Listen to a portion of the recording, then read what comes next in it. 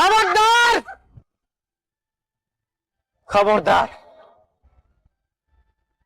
কোন খুনি আমার মারে স্পর্শ করবো না, কোন খুনি না। আমার মা অনেক কষ্ট পায় মরছে।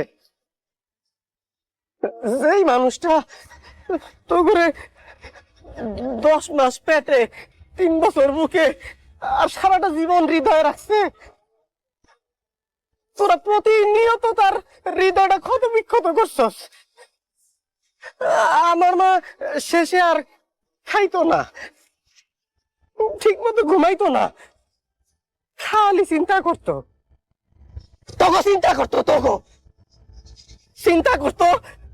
আরে আমার সন্তানগুলি আমার ছাইরা গেছে, আমার পোলার বউ আমার ছাইরা গেছে।